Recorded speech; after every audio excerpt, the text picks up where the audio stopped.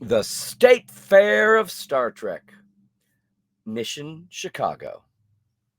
Today on Trekland Tuesdays Live with me, Dr. Trek, Larry Nemecek, coming at you right here from the heart of Trekland through Portal 47 for the big picture, clarity, and sanity in all things Star Trek. Hey, everybody. Here we are. It's another Tuesday. You hear me. I am on the downhill side of surviving, my throat anyway.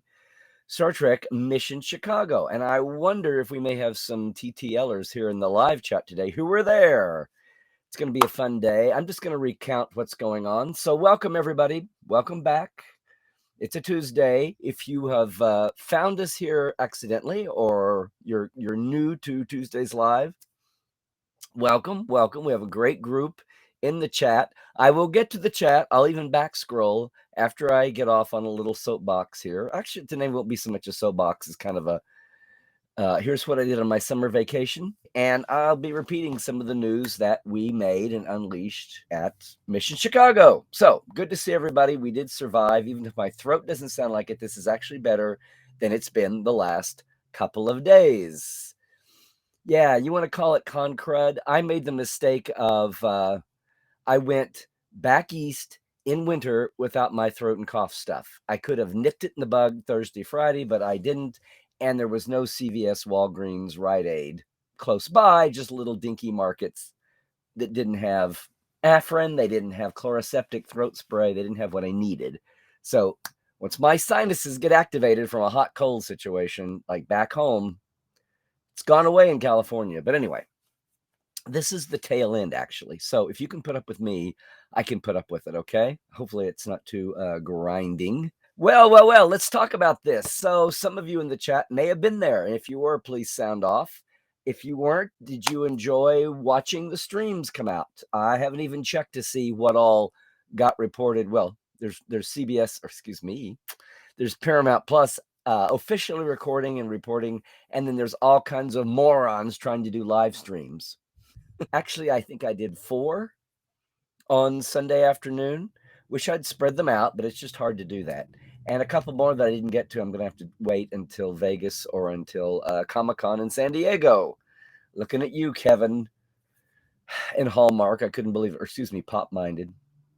But no, let's talk about this. So, yes, a lot of the world was curious to see what Reed Pop would do with their new license and with Star Trek. A lot of people were curious to see if they were there, how it would compare to the one-off they did for the 50th back in 2016, Mission New York. A lot of people were curious what would happen because this whole program has been delayed a year. This was all supposed to be announced, and the going away of Vegas's and of Creation's license was supposed to be announced ages ago, but the pandemic slowed everything down. Well, there was a dance between changing the licenses and the public perception and all that. So when this was all announced, it was really a year behind. People were frustrated or confused because they only saw 1 or 2 or 3 or 4 guests for ages. So I think people get the idea that this is it was set up as more of a Comic-Con-ish official. I mean, there were the monkey stalls for all the signing actors, which I didn't even think of as the main part of the show. The main stage was large, but not as large as Vegas. The panel room, the whole thing was at the McCormick Center. Who knows what the McCormick Center was named for? Who it was? In Chicago. It was a dead part of Chicago where there was nothing around. You had to walk several blocks or take an Uber. So it was a little isolated that way, even though it was right in the middle of things. It was April, so it was coldish. In fact, it drizzled snow one day, drizzled rain the first day, and then was sunny Saturday and Sunday pretty much. But inside the hall, it was a convention center built more for trade shows than the modern convention centers you think of with San Diego and even Anaheim. So there weren't a lot of breakup rooms in proximity. You had to walk to everything. It reminded me a little bit, not quite as bad, but it reminds me a little bit of the halls that DST, the Destination Star Trek, the European licensee, are held in for the space and the European way of doing things. They just feel like a barn. They use so much corrugated sheet metal. This was like a barn if your barn was concrete block. And I don't mean that in a negative way. There was lots of space. Now, some might say, why was there so much space? Well, the vendors were a little, I just think it was a learning curve for Reed in many ways. And I think a lot, I'm not faulting our CBS Paramount friends at all. I think there's a lot of here's what you need to do. And then a lot of, well, we're doing the best we can. And then we had COVID on top of all of this. And are we coming out? We're coming out. No, we're not. No, we're not. Now we are. No, we are. There's a lot of that uncertainty, which makes even this hard to judge. But so, everything went off. People enjoyed the hell out of the live panels. I think they were well produced. People could see. There were, well, I won't go there. But the main content thrust for people coming to see the stage, lots of good panel success. I got to go see the Sid City group have a historic in live event. I think I Instagrammed or something about that a little bit. Maybe had a little short reel for Sid to come in and still have their big Zoom army on around the world with some about 30 people live in the room, which was awesome to see that. It was, I should say, they were lucky enough to have secured, having Sid's involvement, they secured an actual panel space. It was off duty, so it was open. Anybody else with the fan group was desperately trying to find bars that were open, places to congregate. The hotels, the Hyatt and the Marriott, weren't really in sync. You could tell they weren't used to fan-style conventions, which is always a learning curve. And you could tell they totally missed the boat by not having bars open on Sunday, because who hangs around on Sunday? Well, fans do, because they're flying on Monday. And I also know from personal report that Reed was not oblivious to that. They were trying to get the Hyatt and the Marriott to be more accommodating with, have special restaurant and bar hours, and they hit brick walls until the managers saw it and then they scrambled. So they stayed open until 11:30, not 10 on Fridays. So that said, Reed was on top of it in many ways. Other ways, there were some miscommunications and falling short. And STO, Star Trek Online, Cryptic, had some signage and some space issues that didn't show up. They still had a corner. It wasn't as ballyhooed as much as it should have been. They were sharing. There was a gaming corner that didn't get the attention drawn to it, I think, as much as it should have been. We were fine. Terrace and I shared a booth. I've got news on that too. I'm kind of doing a big scan here of the area. We had plenty of space in the combination vendors room and display room. And if you saw my pans from upstairs of the room, you could see the signing booths, the Strange New Worlds display area, the skulls from Picard display area, and then all the different kinds of vendors and fan groups and podcasters. A lot of people had a lot of, so there was a lot of good stuff happening. It just took you a while to get from place to place to place. Sometimes you had to figure out where the panel rooms were. There were 3 panel rooms. Could they have had more rooms? I'm sure they could have. Again, there was a lot of just uncertainty. People trying to figure out what Reed was going to be. Reed trying to figure out what Reed was going to be with this. The new interaction between the studio and everything under the cloud of delay and the COVID and where things would be by then. And then the situation of that was the space they wound up with, and then what it was like for the fan experience outside. So it was really interesting. The overall that I did not realize, and we kept hearing over and over again, and the ripple effects this had, I would say over a third, maybe even a half of the attendees, at least the ones that came by my booth or that I heard from say Lou and John at Fansets, or Star Trek Wines, Spencer at Star Trek Wines, or some of the regulars, was that the people coming up to booths, attendees, a third, maybe even as much as a half of the folks were from Chicago, Detroit, the Twin Cities, downstate, over to St. Louis, Kansas City, Kentucky, like Louisville, which doesn't surprise me, except the fact that it felt like a regional convention. And I'm not knocking the show, the Paramount and the Reed show. I'm just saying, I think the perception to a lot of people, I don't think it played as a national, this is the national annual licensed Star Trek convention. Not that anybody cared, but there was very much a mentality of awareness. A lot of people from Detroit, Chicago, a lot of people from that, I don't think they got it. And not that that mattered, but it was like, oh, I heard there was a convention in town this year. And they sure had a lot of guests. It's not like the last time Creation was here in 07 and they had, it was the old model. I don't think that really soaked into a lot of people. And they were like, oh, well, how nice. We finally got a convention back. There was no big picture awareness. But that was fine. For one thing, that meant there were a lot of hungry fans, or maybe they'd gone to, sci-fis and Comic-Cons and things. But to see an all-Trek convention was new, which meant that a lot of those folks were very fresh. All the vendors, licensees were really thrilled. But you could see, how do I say this? There was a sweet innocence and a lack of savviness, a naivete, and I'm saying that for all the good reasons, which made everything fresh for them. And for those folks, the show was, wow, this is awesome. And we've got some, I had a lot of folks from Vegas, from Comic-Con World, who said, wow, there's so much space here. We're not all crammed in. And, the answer to that is, well, it wasn't supposed to be quite this spacious, but okay. So then you had folks that were, it was too far, this, that, and the other thing, the fine point. So it was a range of expectations. It was not a bomb. It was not a blow up. It was not it was not a con of wrath by any means.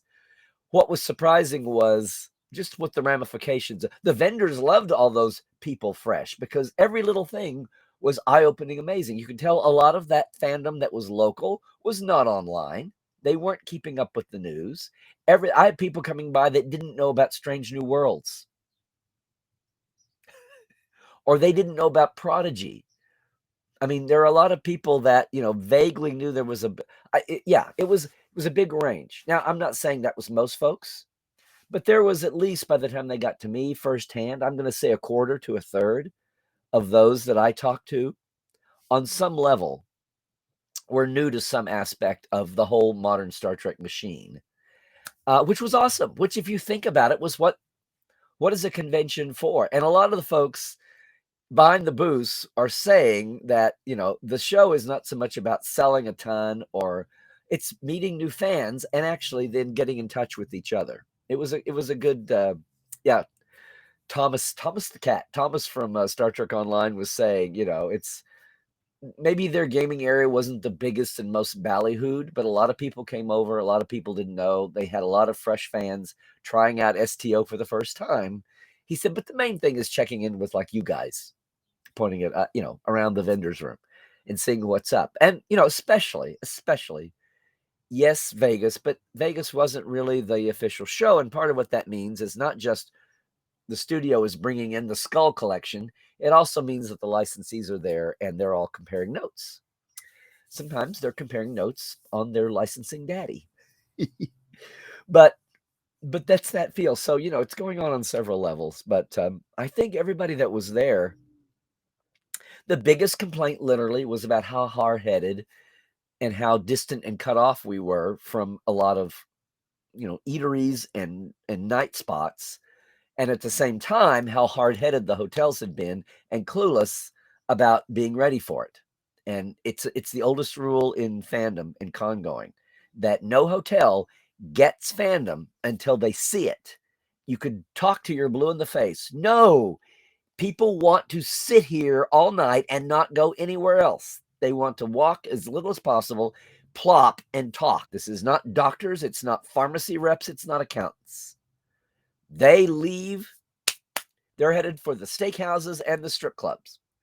Fans don't do that. You will make cargo loads full of moolah if you would just keep it open. So that's my biggest takeaway. That it was really sweet in a way that we had so many starry-eyed, eagle-eyed people, and I think sometimes they didn't quite get what Terrace and I were selling. The tours and Portal 47 and even our podcasts. We had lots of people who weren't very podcasty live stream savvy, and that was fine. That's their first con, in 20 years, 15 years, and we're educating them. We're getting them caught up, and that's awesome too. The downside of this whole model, though, is, as you may have heard, the next official licensed Star Trek convention with Reed Pop on the hop around model is going to be in Seattle. And I love that convention center. I know it well from the years I went to Emerald City Comic Con 4 or 5 years in a row back 10 years ago. And that downtown will not be the same. That downtown will feel like New York or San Francisco's downtown. There are lots of eateries and night spots and bars to get to. That won't be that issue, but it's a new place. And all the lessons we learned around McCormick Place there, maybe in a few years it will cycle back. But for right now, all that we invested in back there is pointless, unless you just like going to Chicago conventions of different stripes, and now you've learned. Now you know. But for Star Trek World, it's on to Seattle. Meanwhile, Vegas is still happening as it is, and a lot of people prefer that. They don't miss the licensed trappings. They like the layout. It'll be in Bally's, not the Rio. Will it get back to the Rio? Will the Rio be the Rio when it's finished remodeling? We don't know. There's senior apartments going in. What would they do with all that facility space, though? The facility space will still be worth something. So we'll see. All those future questions. This is such a weird, flexy year coming out of the pandemic and knowing what our Star Trek sites are doing. But we finally got one step ahead. We saw what a Reed Pop looked like at the McCormick Center. By the way, McCormick Center, named for Cyrus McCormick, the inventor of the reaping machine, which revolutionized farming in the 1800s, mid-1800s, right? And was the first wave of automated mechanized farming, which blah, blah, blah, Farm Belt, America, breadbasket of the world, up to Canada, blah, blah, blah. So yeah, thank you, Cyrus McCormick, for the not-so-grim reaper. Yeah. So what did you guys... I'd like to hear what everybody at home thought and how you got news coming out of Chicago and what you thought about it, what the experience was for you. Because let me share this. One of the biggest headlines of Chicago for us was we finally got to announce this. Can you see? Can you see?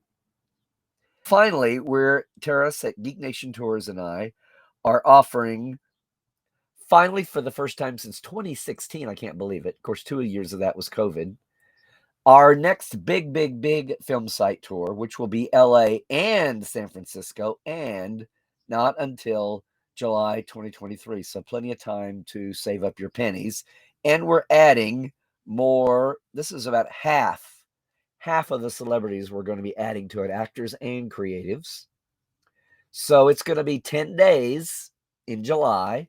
It'll have a price tag. It's not up yet. He's about a week away from pricing it. But you want to look for that. If you start saving now, I'm sure you can get to it.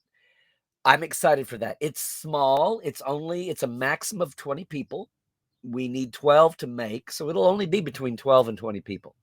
So we'll hit all the major things. Now, on the other end of the scale, what I do with Trekland Treks, right? One other Geek Nation tour. If you are Vegas bound, you want to make sure and hit the one-day Valley of Fire tour, which is up now.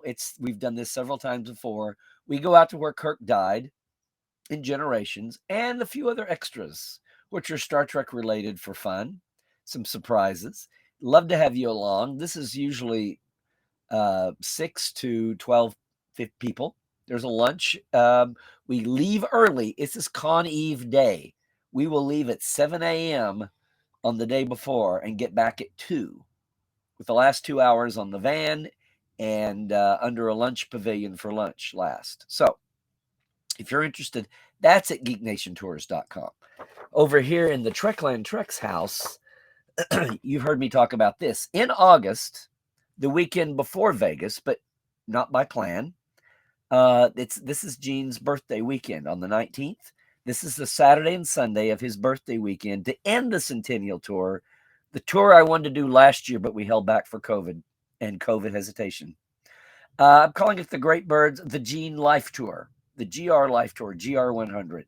We're going to go to 2 days, several sites, pass by and stop at his birthplaces, his growing up, his early married, his early workplaces, an LAPD stop. We're going to be talking about the LA that he grew up in and Gene's world and the influences on him. And yes, Rod is going to be part of it for at least the part around his own life. So we may have some other guests coming along, but this is quick. This is August, and it is now up. You can go to LarryNemecek.com. There's a little link at the very top of the page, like if this is the web page, it's up here. I haven't finished doing the page because I did some of this on the run in Chicago, but the page is up and the button is up there. We have $100 off a night at the Hollywood Roosevelt. You don't have to stay there. The tour will start at the Hollywood Roosevelt both days, the van, the minibus, whatever we wind up having, and that will go around. We'll leave from there. You're welcome to join us from wherever, but I do have $100 off if you want to do double duty. The nights will be yours because we won't know where people are coming from, but we'll have at least one get-together dinner that night, okay? That's happening.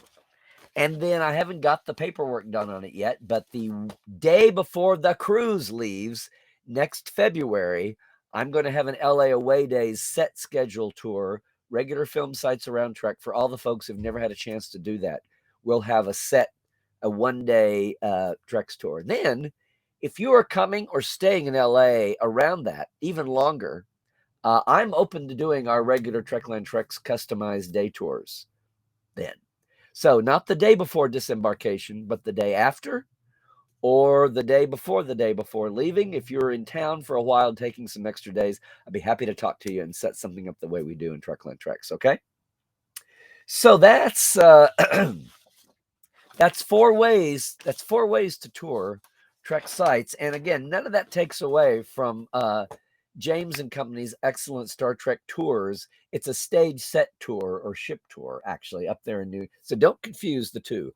I do nothing indoors, or at least indoors that looks anything like the Federation or Klingon Empire or anything. Very much Earth of the 21st century. That's going on. So I'm going to be right back very quickly here. We'll get to the chat, the parrots in just a second. I do want to thank our Patreons. We seem to be growing. So yay. Thank you to our TTLers, Diana Hopkins, Robin Wilson, Lawrence Todd, Anne-Marie Siegel, Keith Rombach, Justin Porteous, Nathaniel Robinson, and Blaze K. And of course, our live wires, Rusty Harrell from the very beginning there, Halberd Gunn Johnson, Robert McLean, Alan Hoensi, J.R. Poole, Byron Bailey, Dave Gregory, who I got to meet this last weekend.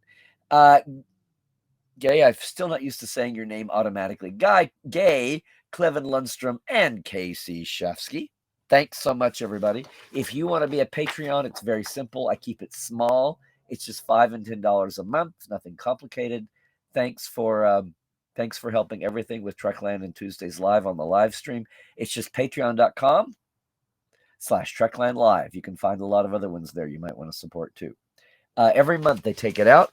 It's very easy. Hey, this week you'll hear my croaky voice this week on the Trek Files when we're not talking from my interview with Ralph Sininsky last year, who's about to turn 99 and still with us.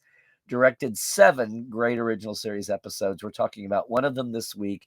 Is There in Truth No Beauty? And the little-known wacky moment when maybe the first echo of debate over product placement reared its ugly head. Yeah, I know. And Is There in Truth No Beauty? You want to hear it? It's the Trek Files this week.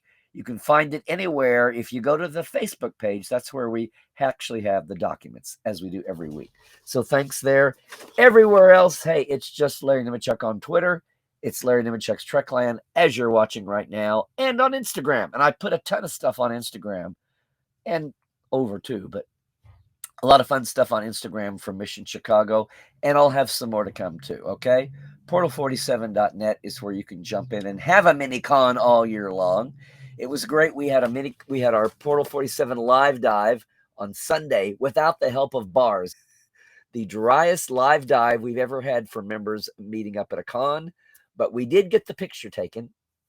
We only missed one person. But it was great to see everybody and meet some folks for the first time. If you're watching right now, later on YouTube, you really ought to try to join us live on Tuesday. We've got the chat audience that you don't see when you're watching later. And if you can't, I know Tuesday afternoon's a hard thing to get in for if you're in the States. But if you can sneak it at work, if you're ever got a day off on a Tuesday, love to have you with us. All right. That is it for now. I had people suspiciously looking at me as I sneezed and croaked up a little bit this weekend. So you know what? It was just the sinus cycle. But I'm telling you, please, please, please stay healthy, do all the things. Stay woke, check the sources you're dealing with first. And hopefully we will all trek well.